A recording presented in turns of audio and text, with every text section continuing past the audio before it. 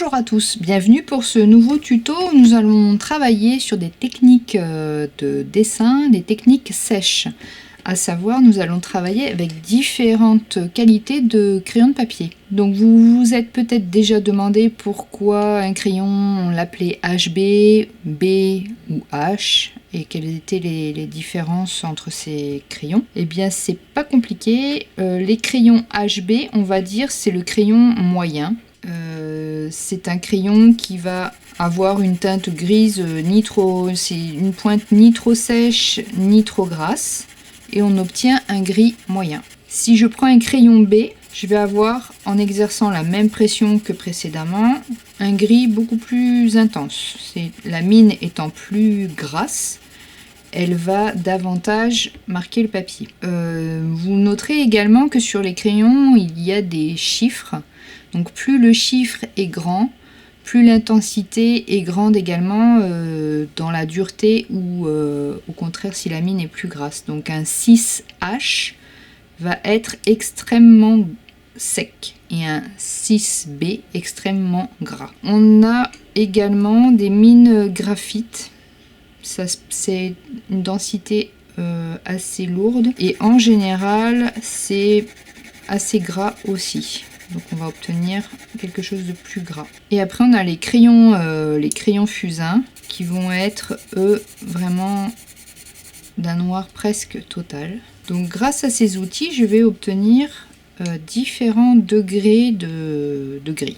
Donc il vous faudra également une gomme. Si vous avez aussi de la gomme mie-de-pain, c'est très bien.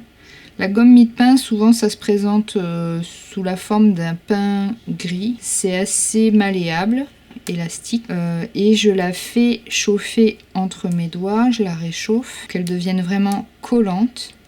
Et le but du jeu, ça va être que cette pâte collante puisse enlever, alors c'est surtout pour le fusain, enlever de la matière et reblanchir le papier sans abîmer le papier. En fait c'est juste le phénomène d'enlever la mine graphite, alors qu'une gomme je vais mécaniquement frotter davantage, mais du coup je vais écraser le papier et je peux altérer mon support. Donc voilà, tout dépend de ce que l'on a besoin de faire. Si on veut être plus léger, on travaille avec de la gomme mie-de-pain. Alors pourquoi la gomme mie-de-pain? Tout simplement, on prenait de la vraie mie de pain que l'on malaxait entre les doigts. Vous avez peut-être tous fait ça à la cantine, des petites boulettes de mie de pain. Ça devient collant et ainsi les peintres à l'époque pouvaient enlever le fusain ou leur coup de crayon grâce à cette gomme mie de pain. Si vous n'avez pas de gomme mie-de-pain, petite astuce, vous pouvez essayer avec un genre de pâte adhésive type pâte à fixe. Sur le même principe, vous la malaxez entre vos doigts, elle devient vous la chauffez et elle deviendra un petit peu collante. Et vous pourrez ainsi enlever la mine graphite si vous avez besoin de nettoyer votre feuille. Donc ça c'est pour l'aspect technique. Et pour l'aspect motif, je vous propose aujourd'hui un petit exercice qui va s'inspirer d'une illustratrice jeunesse qui s'appelle Laetitia Devernay. Donc Laetitia Devernay a illustré un ouvrage qui s'appelle Shapes All Around, qui a été édité en Angleterre, mais qu'on peut peut-être trouver sur commande en France. Et cet ouvrage est intéressant parce qu'il y a des aspects de nuances de gris justement qui sont vraiment poétiques. Enfin, moi j'aime beaucoup ce qu'elle a fait. Donc ça c'est la couverture du bouquin et nous on va plus particulièrement s'inspirer de cette page là qui travaille donc sur les silhouettes des formes. Donc il y a des pages sur le cercle, le triangle, etc. Et nous on va travailler sur l'ovale et on va travailler sur les petits cailloux que l'on a ici en représentation. Alors comment on va procéder?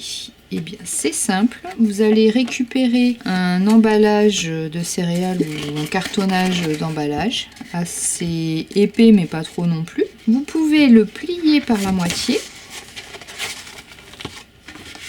Vous allez pouvoir avec un crayon à papier tracer un demi-ovale, un autre à côté qui va être peut-être un petit peu plus rond. Ensuite, avec les ciseaux, on va essayer.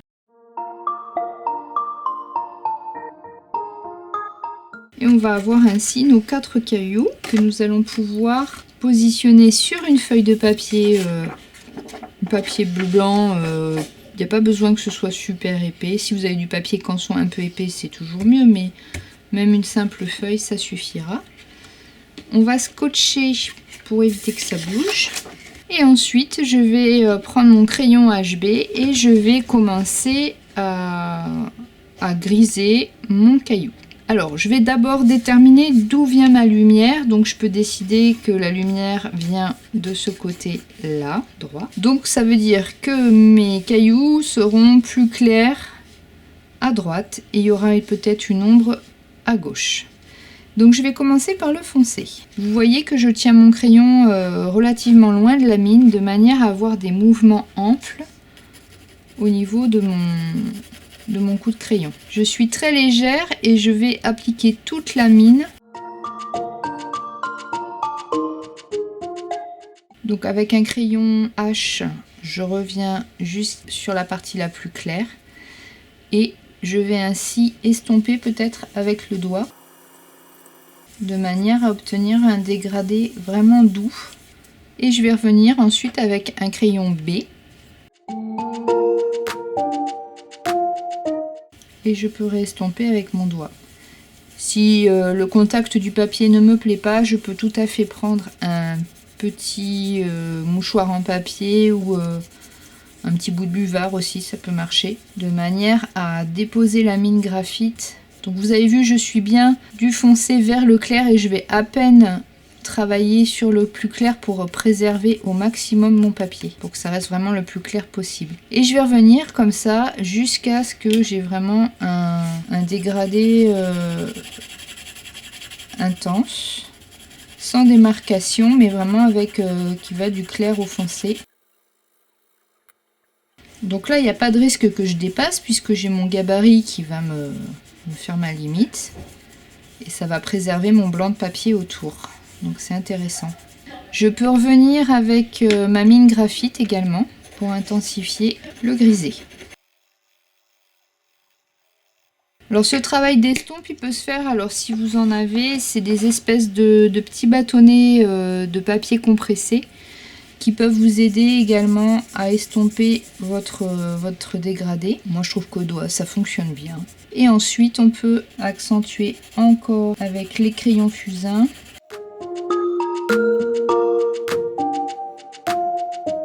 On va pouvoir peut-être faire des espèces de marbrures.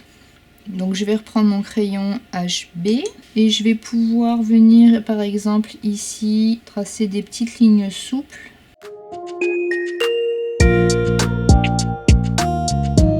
Et peut-être avec ma gomme mie-de-pain, je vais essayer aussi de faire quelques petites touches plus claires. Donc je vais suivre un peu le même mouvement en diagonale. Voilà pour mon premier caillou. Donc je vais ensuite faire la même chose sur les 3 autres.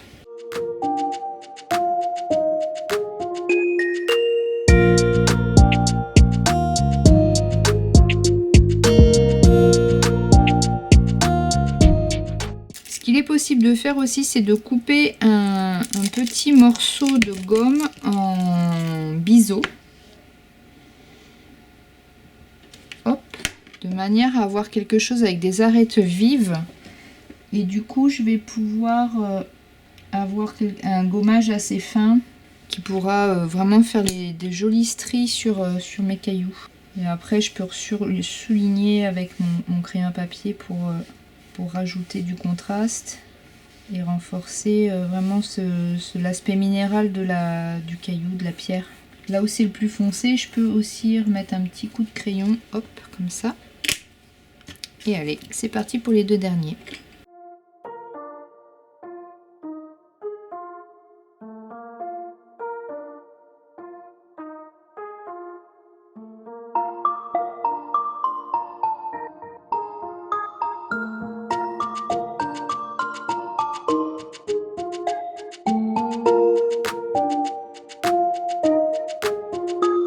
Voilà, Voilà, les 4 pierres sont terminées. Je vais pouvoir enlever mon cache et regarder mes 4 pierres que j'ai réalisées.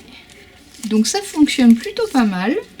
La suite, ça sera de peut-être on peut rajouter des petits cailloux entre. Mais alors là, il va falloir faire attention à préserver son travail pour pas salir, parce que la mine graphite,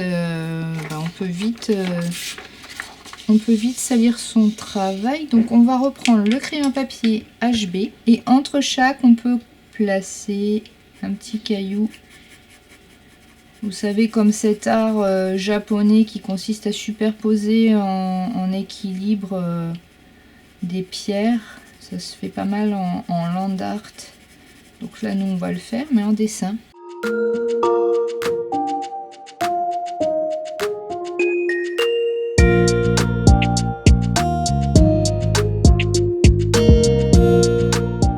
Si on veut conserver son dessin, eh bien, il n'y a pas de souci. On peut mettre un petit coup de fixatif pour éviter que la mine graphite se balade partout. Ça permettra de la fixer. Si vous n'avez pas de fixatif, vous mettez un petit coup de lac pour les cheveux. Ça fonctionne aussi. Et ainsi, vous pourrez encadrer vos œuvres et les admirer. Voilà, toutes ces nuances de joli gris que nous avons pu réaliser. Donc vous avez vu, la conception du cache, elle est super facile à faire et ça permet vraiment d'avoir un rendu par la suite très propre. Et il vous faudra donc le petit assortiment de crayons qui va bien, mais même avec juste un crayon HB et de la patience, vous pourrez vraiment réaliser des choses comme Laetitia de Vernet. Je vous invite à consulter son travail, c'est très intéressant. Voilà les petits artistes, je vous souhaite de belles créations.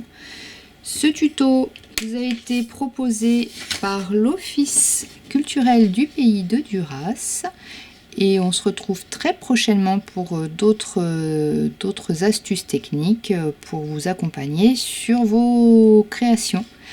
À très vite!